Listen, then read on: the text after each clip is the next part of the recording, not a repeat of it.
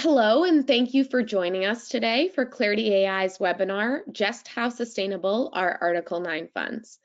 We're excited to present our latest research to you today and dive into the sustainability regulations and if they're succeeding in the market as intended. There are two audio options for today's call. You can join via computer or switch to phone dial-in via your audience control panel. There's also a question pane in the control panel, and we encourage you to submit questions throughout the webinar to ensure that your questions get addressed at the end of the prepared remarks. I'd like to briefly introduce our two speakers on the call with us. Our first presenter is Thomas Willman. He is a senior product specialist at Clarity AI. His particular focus is on Clarity AI's suite of regulatory products.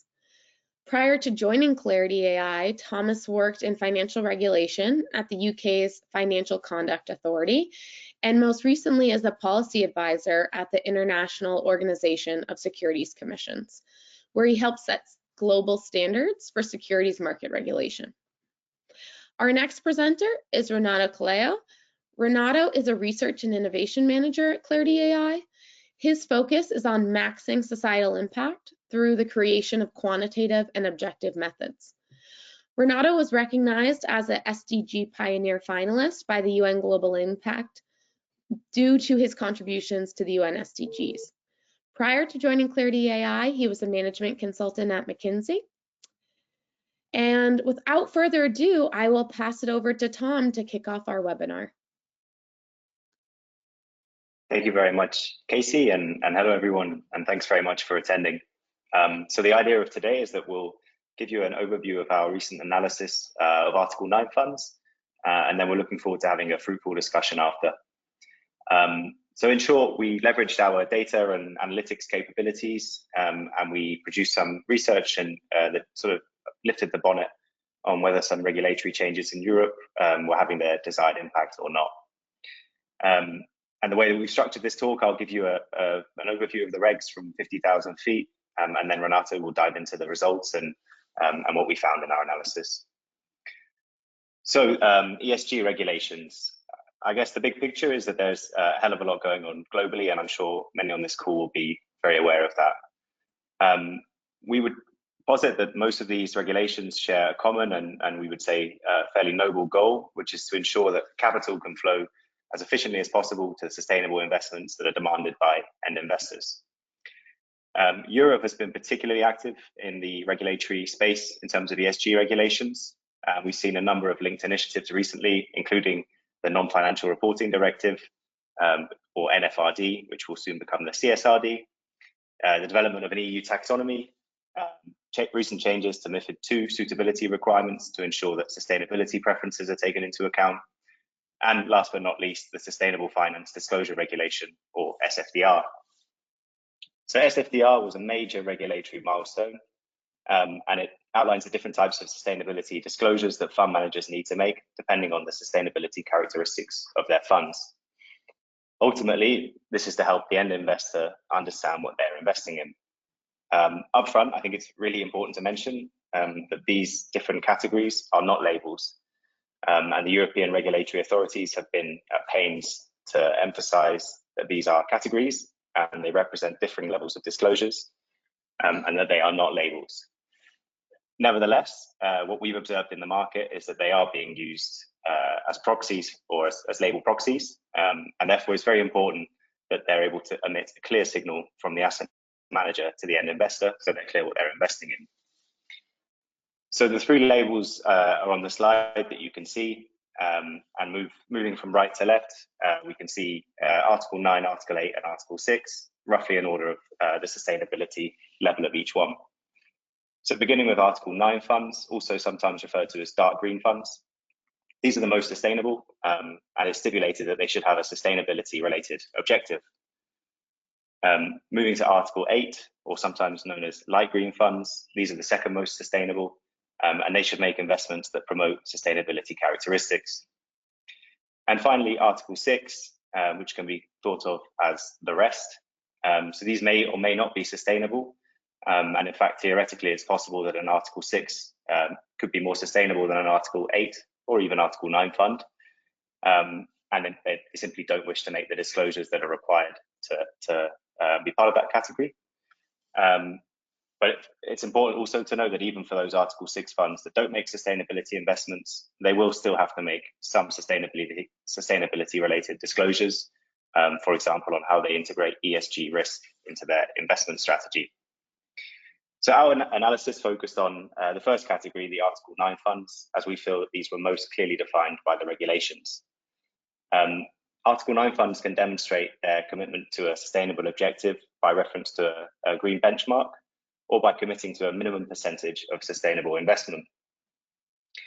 On the latter, a percentage of sustainable investment, the European supervisory authorities, or the ESAs, so that's ESMA, EIOPA, and the European Banking Authority, made clarifications in June that made clear that Article 9 funds should only be investing in sustainable investments. Importantly, however, they did stop short of putting a hard numeric figure on the level of sustainable investment that these funds should include. This is to allow for other types of assets within the fund, perhaps for hedging purposes or cash management. But in our view, even in those types of investments, they shouldn't be going against the general sustainability objective of the fund. So what do we mean by sustainable investment? Well, luckily for us, it's defined in the SFDR regulation under Article 217. Unluckily, however, that definition is quite open to interpretation and frankly quite vague. However, it does set out 3 characteristics for to be considered a sustainable investment. So firstly, it should be an investment in an economic activity that contributes to an environmental or social objective. Secondly, it should do no significant harm to other objectives. And finally, the investee company should be following good governance practices. So our analysis focused on the second of those, so the do no significant harm, or DNSH for short. Again, as we felt that this was probably the most defined part of the regulation.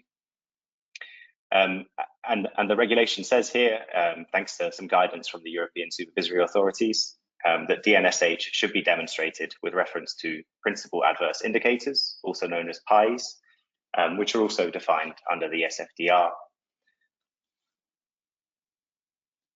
Finally, just to give the context of the timeline, if you can move to the next slide, Casey, please.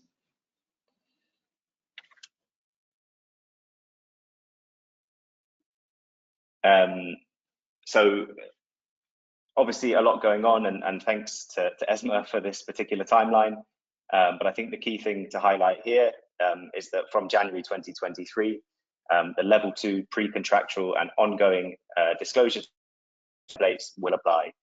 What does that mean? Well, that means that any Article 8 or 9 fund will need to fill in the European templates, including indicating what their planned and actual percentage of sustainable investment is.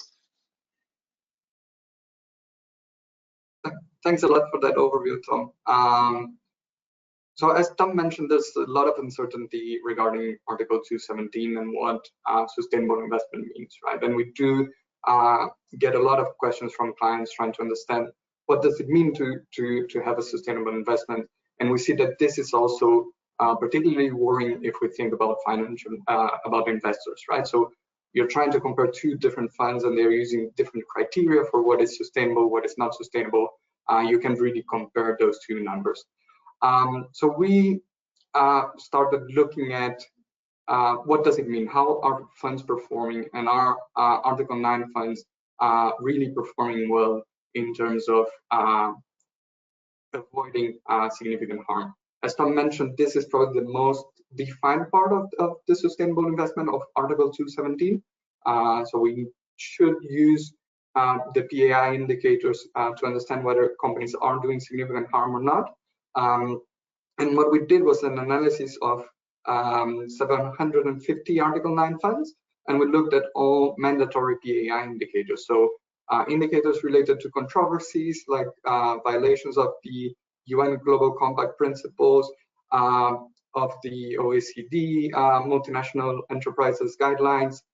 We also looked at exposures, so things like companies exposed to fossil fuels, and to PAI indicators that are more related to the performance of companies, so greenhouse gas emissions and other indicators.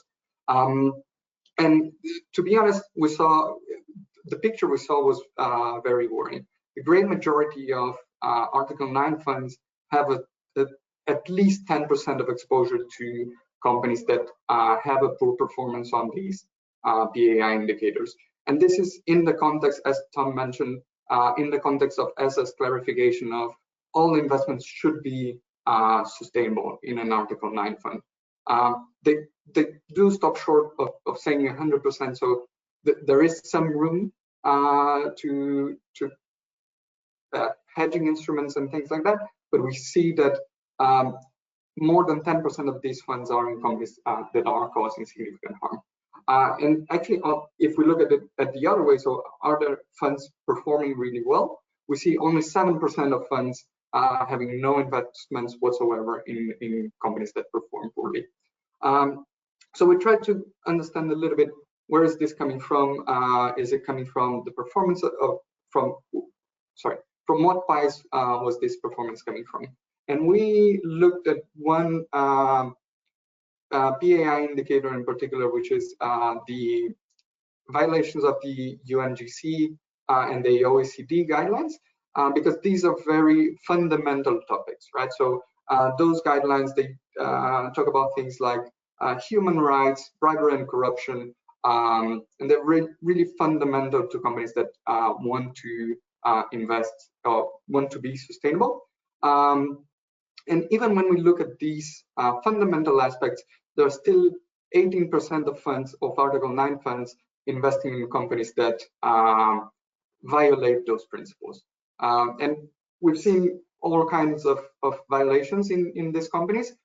So companies, financial services companies pleading guilty to bribery cases, payment companies doing collusion in the UK and being fined for it, tourist companies admitting that they had dumped fuel in the ocean.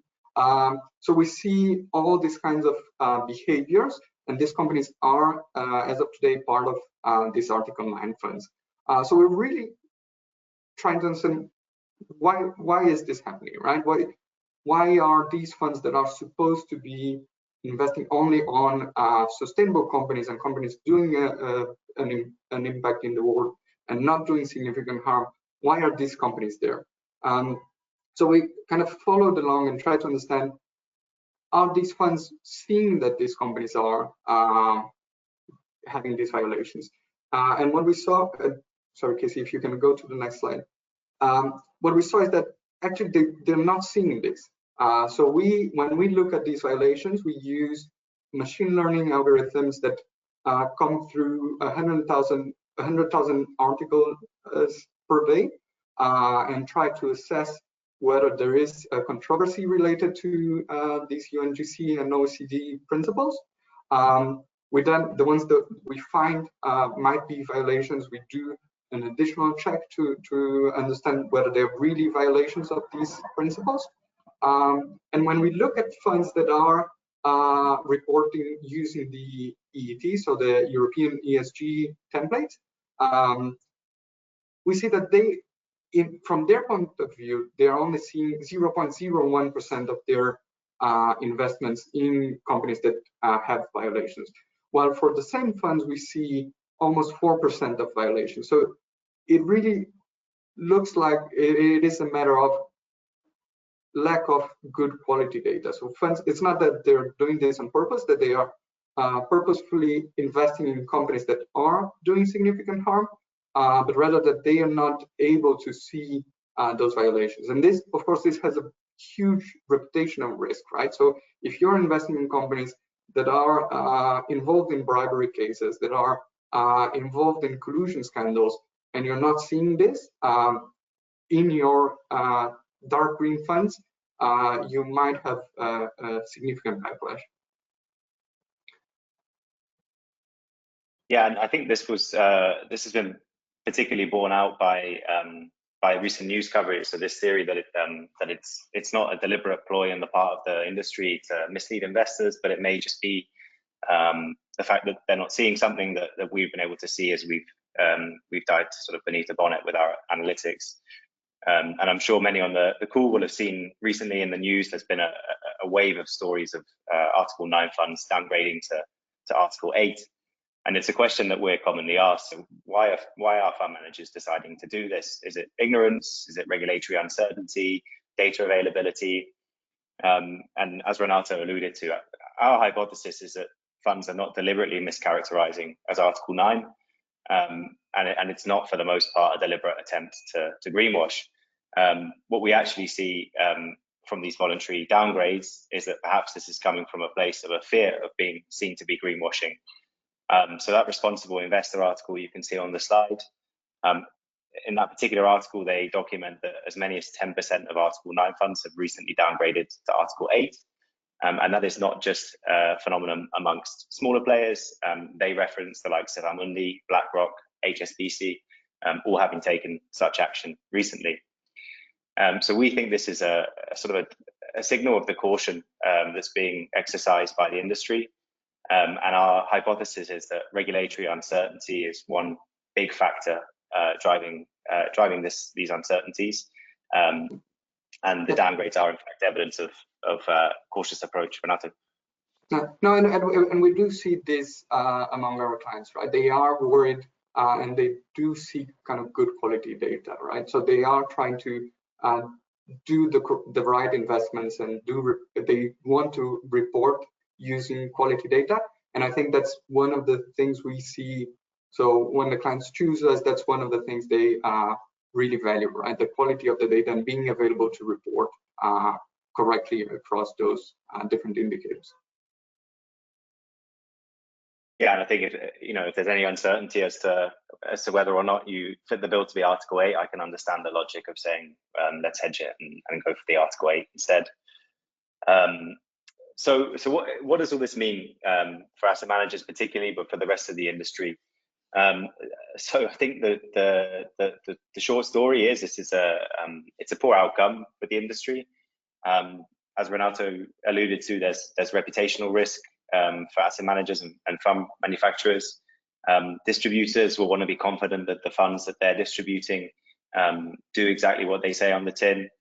And finally, the investors at the end also want to be able to invest with some degree of certainty and be sure that their preference and demands are being met.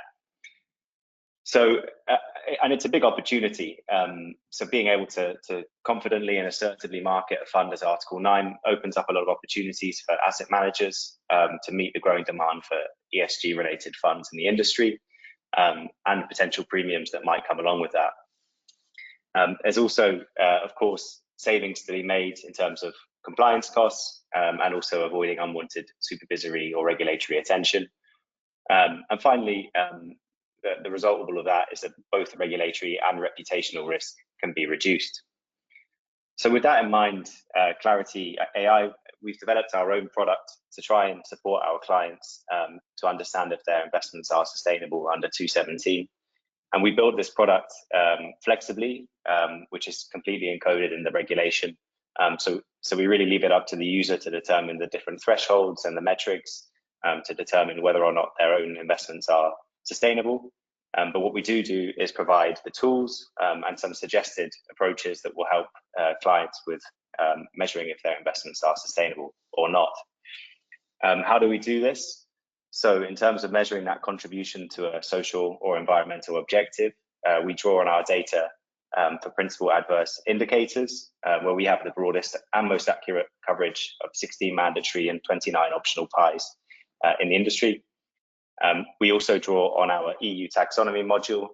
And finally, we also make reference to the UN Sustainable Development Goals, which is important if the fund is interested in social outcomes like health and education.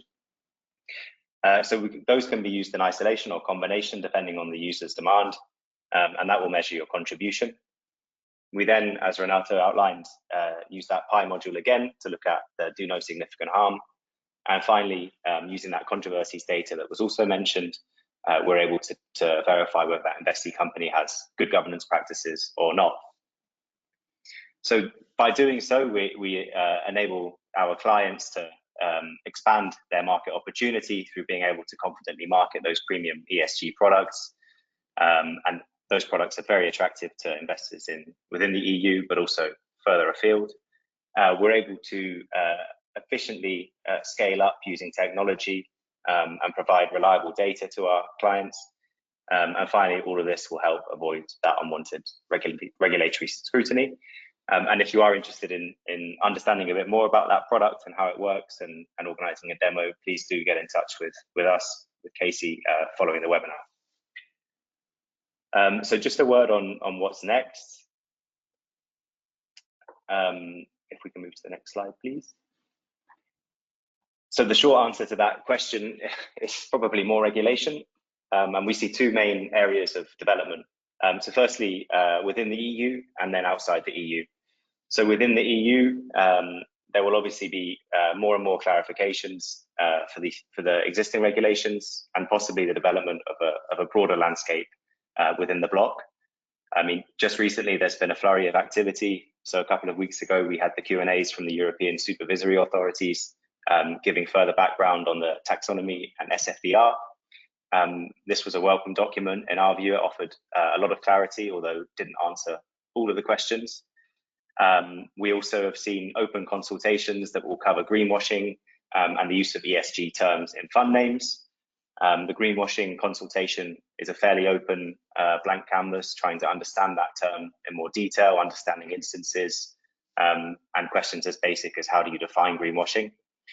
And the second one I mentioned related to the use of ESG terms in the names of funds is quite interesting, as we probably saw for the first time an attempt from the European authorities to introduce some sort of minimum threshold into the funds if they want to use certain terms in their names, and whether or not those minimum thresholds might be applied to Article 8 funds going forward remains to be seen. But with progress always comes some friction. And there was also a recent announcement from the European supervisory authorities that their review into the principal adverse indicators had been delayed by 6 months. And then outside Europe, we're seeing lots of regulatory developments, notably in the US, Singapore, but I want to focus today on the UK. So recently they launched their own version of the SFDR, the Sustainable Disclosure Requirements Regulation, or SDR for short. The consultation is open at the moment. It was produced by the Financial Conduct Authority, and it looks to us that they've sort of looked to build on a few of the perceived weaknesses in the SFDR and possibly offer clarity in places where there may not be in the European counterpart. So they have been confident in introducing specific labels that funds can use. They've also attached minimum criteria to those labels, including a minimum level of sustainable investment within their ESG focus funds, which they've set at 70%. And they've also attempted to remove some of the complexity that's inherent within the SFDR. So there's no do no significant harm, and there's no reference to the principal adverse indicators. So this is welcome. Remains to be seen where that consultation will come out. We'll certainly be feeding in with our own intelligence. But the other side to that coin is that the more regulatory fragmentation we see, the more divergence across borders, the bigger headaches in terms of those companies that are operating in more than one geography. And I'm sure many on the call can sympathize with the work that's going to come in the coming weeks and months. Yeah, and I guess, I mean, in summary, I think that all those regulations are really well intended, right? And are designed to drive the outcomes that every one of us really wants to achieve, and we are all aligned with. I think what we've seen with our analysis is that maybe they're not always achieving the desired outcomes, right? So if you look at Article 9 funds, and especially in the way they're being used as a shorthand for being very green investments and very sustainable investments, what we've seen is that some of them might be falling a little bit short of what you would expect from these funds and what you would expect from their level of sustainability. So I think it is really important that you have the right tools to look into it and understand, are they really what you are trying to invest in, and are they really aligned and achieving those goals? And I guess, thank you. And we really wanted to kind of open this and to have a conversation with you on these topics. So I'll just hand it over to Casey. Great, thank you both so much, and we appreciate your time. So just a reminder, if you have questions for our presenters, there is a questions pane in your control panel. You can simply type those in. We will work on getting as many questions as possible answered, but rest assured that if you do submit a question and we don't get to it today, we will follow up via email to respond to your question. So please do put your questions in there directly. So I will just kick us off with the first question. We have a number of these, and it's really around the US regulatory scene. So do you think the SEC will follow the UK's lead when it comes to regulatory structure? I think this is a good one for you, Tom. Sure, thanks Casey, and thanks for the question. So I think the short answer is yes. There will be regulatory developments in the US, and we already have seen a number of linked proposals made by the SEC, including the changes to the Investment Act that would ensure that certain disclosures were made by asset managers on the investments they make. When is probably the more tricky question, and it seems as though we might see something next year, although that still does remain to be seen. The proposals I've seen, there was a particular proposal to introduce categories that actually mirror the UK's SDR proposals reasonably closely, not exactly. But I think we see that in the US, often these things can get caught up in political debates. And actually yesterday, I saw Commissioner Ueda speaking at the ICI conference in Asia, and he mentioned he made some comments where he appeared to be reasonably skeptical about highly prescriptive rules related to ESG disclosures. And we've also seen a lot of enforcement activity from the SEC. So it remains to be seen if they'll sort of continue down that enforcement-led approach, or we'll see those concrete proposals be enacted into law. Great. I think this next one is for you, Renato. What do you see as the most common violation? So I mean, when we were looking at these Article 9 funds, we saw, and I guess we focused on these violations because they are very fundamental, but we were also looking at other PAI indicators, right? Really trying to understand whether fund managers were taking all of them into account or not. And what we saw was really curious. So if you think about companies that perform really poorly, and we defined it as companies performing in the bottom 5% of all the companies.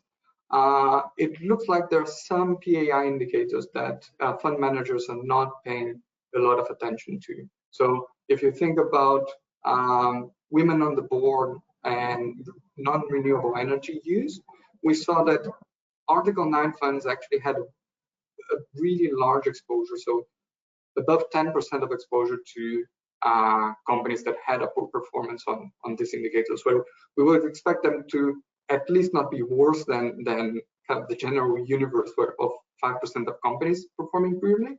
They were actually they had a higher concentration of companies performing poorly on those indicators. So that was really curious. And I think it tells a story of fund managers focusing on some aspects of the regulation and just ignoring completely some other topics, which are definitely really important, and especially when you think about doing no significant harm in additional topics. Great. I think the next question we have in, maybe both of you could speak to actually. So since regulations are constantly changing, how do we keep up? Essentially, how can investors stay up to date with the latest regulation and make sure that they are compliant? Tom, maybe we'll start with you. Sure. So yeah, as someone who's one of my roles is to try and track this regulation, I can sympathize with the amount of developments happening globally, and the difficulty in keeping track, not just of all the proposals, but also ensuring all of your products are disclosing the right things at the right time in the right place. I guess from our perspective as a technology company at our core, we believe that leveraging technology is the way to do this. So in a fast changing regulatory environment, if you have the capability and data to be able to scale up at speed, then you can make your life a bit easier in terms of being able to pivot between the different regulations. Renato, you want to give your thoughts on that as well? Yeah, I mean, to be honest, I think it's these, when I think about our position, I think it is helpful for clients because we are able to adapt quickly. I think we've just launched kind of the 6th objective of our EU taxonomy module. We did react pretty quickly to the clarifications from the regulators on the SFDR indicators. So I think being able to, what we've seen in the market so far is that some competitors are still using data sets that they had intended for other things that don't kind of closely align to the regulation. And because we are using this tech approach, we are able to kind of react very quickly. And I think, I mean, to be honest, I think as Tom mentioned, there will be a lot of further clarification, a lot of changes still going forward. So I think it is also about being flexible and understanding that changes will definitely come. Absolutely. Just to add as well, and I touched on this in the presentation. So that I think the way we look at it very much that the European bloc is leading the way in many of these areas, and our own product offering reflects that. And in the case of the UK, you've seen that they've used that as a starting point, and they've seen which changes to make, and some of those changes might be very welcome from the market perspective. So, for example, the use of very well-defined labels in the UK as opposed to a slightly nebulous concept of category that we have within Europe. That's great, right? But that is an added compliance consideration for any of the financial market participants that are active in both jurisdictions. And our sort of product development works in a very similar way. So we've got very well-established products that answer the EU regulations, and we're constantly monitoring the horizon to see the big developments, and understanding just how much of that product we might be able to leverage to cover other geographies, or indeed in the case where countries are sort of beating their own path, developing new capabilities in order to be able to cover it. Great. The next question we have is a little more tactical, but from a fund distributor perspective, what questions could we ask to be confident about Articles 6, 8, and 9? And maybe this is for you, Tom. Sure. So I think that interplay between the distributor and the asset manager is a really key piece of this whole puzzle. And I think particularly for those distributors who, and I'm sure this is the majority, but really do want to give their clients the best possible products. They really want to be sure that what they're offering does exactly what it says on the tin. And actually, in Europe at least, there is probably less scope than we would like to see for the distributors to go back and challenge those asset managers on their numbers. So one of the things that we're able to do, for example, and we did it in the context of this study, and Renato referenced it in his remarks, but we can actually take the data that those fund manufacturers are giving via their European ESG templates, the main vehicle for making those disclosures, and compare it to the data that we hold within our system. And in doing so, we're able to kind of see whether there are discrepancies, and a lot of those, of course, will be differences in measurement, differences in estimates, but also you can see quite quickly there probably will be a handful of players that are sort of systematically either under or overestimating the sustainability credentials of their products, and that information can be really useful for distributors to really understand as they sort of go about picking which of those funds they want to offer their clients. That's helpful. I think this next one would be great for Renato. Could you just reiterate in our research, how many Article 9 funds were we looking at, and how did we sort of assess the universe for the research analysis that was performed? Yeah, so we were actually looking at 750 different Article 9 funds. Those were based on their own disclosure of their being Article 9 funds. We decided to focus on those because we are currently seeing in the market this Article 9 is being used as a shorthand for sustainable, right? So we were worried about, are they really different? Are they really different from Article 6? Are they really, can we use that label, which shouldn't be a label, as really a shorthand for being sustainable? So that's kind of why we focused on those. Great. Well, probably time for a couple more questions. One for Tom, I think this is a common thread that we hear from clients is sort of how does SFDR fit into the broader EU taxonomy? If you could sort of describe that landscape a little bit. Sure. So there are kind of a number of areas where those interplay and overlap.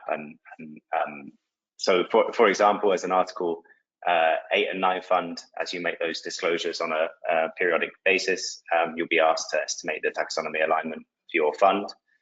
And also as part of that Article 217 percentage of sustainable investment that we referenced a few times, one of the ways that you can measure that contribution is via the taxonomy. In my view, part of the weakness of that Article 217 definition is that openness on how you measure the contribution. So the principal adverse indicators are mentioned. They look to have been designed more for a negative screen than a positive screen. The taxonomy is mentioned, and actually that does look a lot more fit for purpose, that you can actually drill down into the level of the economic activity, and based on fairly robust scientific technical screening criteria, actually measure the contribution. But the big weakness here is that we're still waiting for 4 of the 6 technical screening criteria to be finalized, and they don't cover very well the social goals that many of these sustainable funds may have. And that was why we decided to also offer the option to our clients to use the sustainable development goals, which are much broader. But going forward, maybe we'll see that the two will converge as that taxonomy gets more developed, as perhaps we see a social taxonomy, although that's gone very quiet at a European level. But perhaps in the next parliamentary cycle, we'll see that. And maybe when that's in place, we'll see a much closer sort of hand in glove approach between the SFDR and EU taxonomy. Fantastic. And we'll do this last question for Renato. So when we're looking through our analysis at significant harm, how do we sort of evaluate that criteria and determine, the significant harm indicator? Yeah, so we looked at it from it, and it depends a little bit on the type of indicator, right? So if you're thinking about violations of the guidelines, like the one we were discussing, we look at the severity of those violations, and every company that has a severe enough violation, we mark it as doing significant harm. We take a bit of a similar approach to exposures. So things like weapons and fossil fuels. Companies that are exposed to those topics will consider that they do significant harm. I mean, we understand that you might, there's kind of certain debate on whether you could have fossil fuel companies in there, but being kind of proactively engaging with these companies and trying to have an impact through engagement, but at least to kind of identify those companies, we've flagged all the companies that have exposures to those topics. And then when we think about the more quantitative indicators like greenhouse gas emissions, share of women on the board, what we do is look at the worst performing companies. So out of the entire universe of companies that we evaluate, we say that the bottom 5% are the ones that are doing significant harm. So they're performing significantly worse than the other ones. Fantastic. Well, just a reminder to everyone on the call that the slides and a replay of this presentation will be sent to you via email, so keep tuned for that. And I just want to give a big thanks to Renato and to Tom for your time today, and thank you all for attending. If you have any questions, please don't hesitate to reach out. You can put a question in the question pane, or you can reach out to insights@clarity.ai. Thank you again and have a great day. Thank you very much. Thank you.